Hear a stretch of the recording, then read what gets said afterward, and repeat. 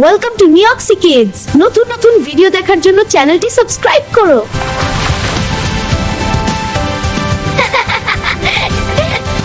এক ছিল ঘন সবুজ এক সুন্দর মাঠ, চারদিকে লম্বা ঘাস, রঙিন ফুল আর নীল আকাশের নিচে ছোট ছোট পোকামাকড়ের সুখের রাজ্য।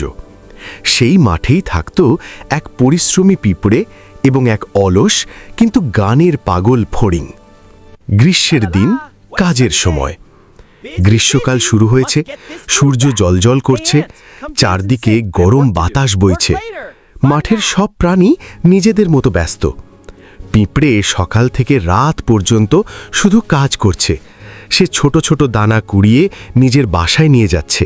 সে জানে এখন কাজ না করলে পরে খাবারের অভাব হবে। পিঁপড়ে বলতো, আমি আজ পরিশ্রম করব, যাতে শীতে আমার কষ্ট না হয়।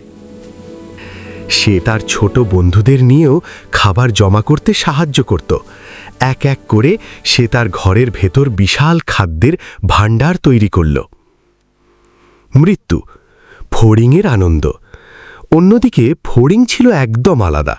সে শুধু গান গাইত, নাচত আর মজা করত। সে বলতো, এত কাজ কেন করব? জীবন তো আনন্দ করার জন্য। সে প্রতিদিন মাঠে ঘুরে বেড়াতো, ফুলের ওপর বসে গান গাইত আর রোদে শুয়ে সময় কাটাতো।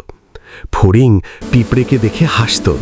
তুমি এত কাজ করছো কেন? এসো আমার সাথে গান গাও। না, আমার কাজ শেষ করতে হবে। কিন্তু পিঁপড়ে শান্তভাবে উত্তর দিত, এখন কাজ করার সময়, পরে আনন্দ করব। শরতের আগমন। সময় চলে গেল, গ্রীষ্ম শেষ হয়ে শরৎ এলো। বাতাস ঠান্ডা হতে লাগলো, আকাশে মেঘ জমতে শুরু করলো। ফড়িং তখনও গাছের ডালে বসে গান গাইছিল, কিন্তু তার খাবার শেষ হয়ে গেছে। সে চিন্তিত হয়ে বলল, এখন আমি কি খাবো?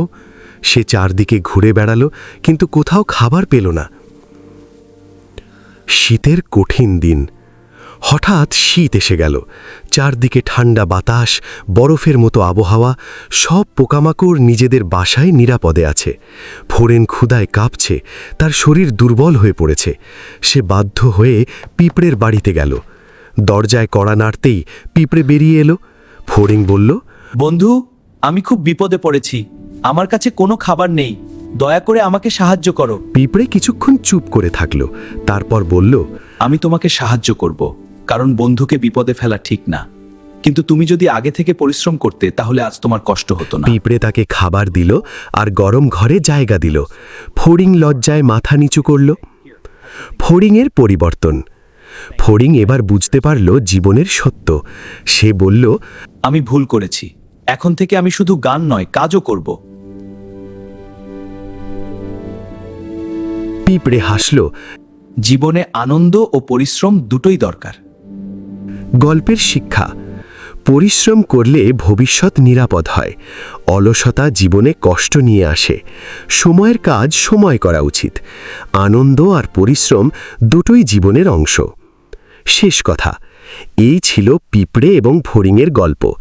ছোট হলেও এই গল্প আমাদের বড় শিক্ষা দেয়। জীবনে শুধু আনন্দ নয়, পরিশ্রম করাও খুব জরুরি। আজকের পরিশ্রম আগামীর সুখ। গল্প ছিল ছোট, মজা ছিল অনেক বড়, তাই না বন্ধুরা? হাসি যদি পেয়ে থাকো, লাইক দাও একবার। বলো তো এই গল্প থেকে কি শিখলে আজ?